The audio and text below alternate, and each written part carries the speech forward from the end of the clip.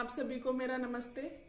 आज की वीडियो में मैंने 40 साइज जो प्लस साइज होते हैं उसके बाद वाले जो साइज होते हैं उनके बारे में बताया है मैंने कि आप क्या क्या चेंज कर सकते हो, क्या क्या आप उन चेंजों के साथ आप कैसे मतलब सिलाई को बेहतर बना सकते हो। जैसे अभी ब्लाउज हो या सूट हो, उनका सबका तीरा डिपेंड करता है आपके बैक गले पे। लेकिन कुछ चीजों में फॉर्मूले होते हैं या जो मेथड होते हैं, लॉजिक होते हैं, वो नहीं चलते। कुछ चीजों में हमें इनको अवॉइड करना पड़ता है, अवॉइड करके चलना पड़ता है। इसीलिए मैंने आप समझोगे इस वीडियो में मैंने बहुत ही आसान और सही तरीका बताया है। आपको अगर वीडियो जरा सी भी अच्छी लगे तो प्लीज लाइक करना और सब्सक्राइब आपकी इच्छा है करना चाहे तो। अगर मेरी बात समझ आती है और जुड़ना चाहते हो आप मेरे से तो सब्सक्राइब भी करना। और अगर कुछ ना समझ आए तो प्लीज़ कमेंट में बताना, मैं आपको दोबारा बताऊंगी उस चीज़ को। बाकी मैं अपनी वीडियो में सिर्फ वो ही दिखाती हूँ जिन चीज़ों से मैं गुजर चुकी हूँ या जिन चीज़ों से मुझे परेशानी हुई और जो चीज़ मुझे मतलब बहुत ही टफ लगती थी, वही चीज़ें मैं आपके सामने लेके आती हूँ कि जिन चीज़ों से मैं गुजर चुकी हूँ वो मैं आपके लिए आसान कर दूँ और आसान तरीका बताऊँ ताकि आपको समझ आ जाए। आज मैं आपको 48 चेस्ट का ब्लाउज कटिंग में करते टाइम आपको किन किन चीज़ों का ध्यान रखना है वो सब मैं बताऊंगी। ये अस्तर का कपड़ा था, ये मैंने पहले ही काट लिया है ताकि वीडियो ज़्यादा लंबी ना हो, इसलिए मैंने इसको पहले ही काट लिया है।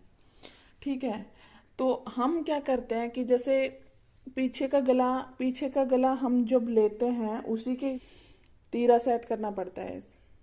जो हम पीछे का गला जो लेते हैं, पीछे के गले की जितनी लंबाई होती है उसी हिसाब से हमें ये तीरा सेट करना होता है।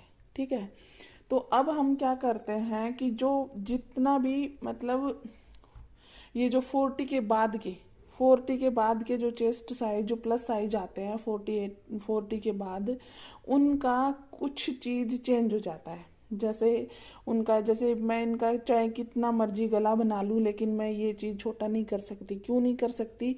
कि उनकी ये चीज बहुत बड़ी है, तो अगर मैं इसको छोटा करूंगी तो ये राउंड बहुत ज्यादा बड़ा हो जाएगा। जैसे मान लो कायदे के अनुसार इनका जो गले का है, पीछे का गला है वो 10 इंच मुझे तैयार करना है, तो उस हिसाब से मुझे ये 5.5 इंच लेना चाहिए, 5.5 या 5.25 इंच लेना चाहिए।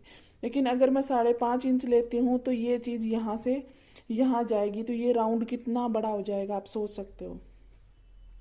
तो जब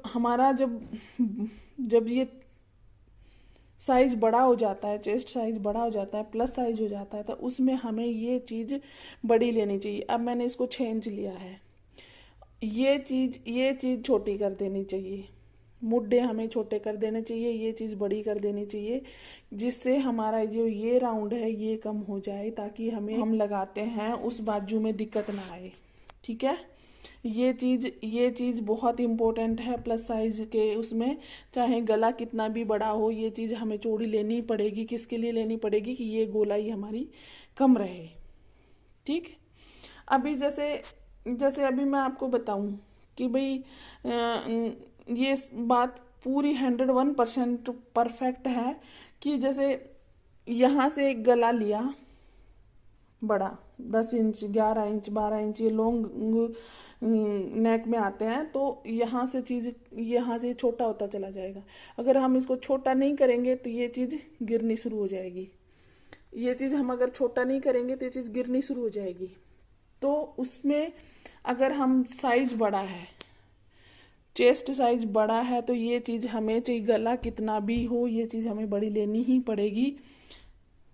इसके लिए कितना बाजू का साइज लोगे आप, कितना गोलाई लोगे, कितनी बाजू वो करोगे, और वो गंदी भी लगती है बहुत, मतलब चौड़ी सी बाजू गंदी लगती है। दूसरी एक बात कि जो हम यहाँ से 2.5 इंच लेते हैं ना, 2.5 इंच लेते हैं, वो हमें यहाँ से 3 इंच लेना पड़ेगा गले का, 3 इंच, क्योंकि वो चीज हैवी हो जाती है। ये शोल्डर भी उनके हैवी होते हैं, तो वो चीज हमें ज्यादा लेनी पड़ेगी। और ये जो गिरने की समस्या होती है, वो समस्या होती है यहाँ से लूज होना। जो कंधे गिरने की समस्या होती है ना, वो यहाँ से लूज होने की वजह से होती है। तो उसका आप परफेक्ट नाप लोगे तो ही आपको समझ आएगा। मतलब आपको परफेक्ट नाप लेके परफेक्ट कटिंग करनी पड़ेगी और परफेक्ट फिटिंग का नाप लेना पड़ेगा और परफेक्ट फिटिंग का निशान लगाना पड़ेगा, तभी आपको ये समस्या दूर होएगी।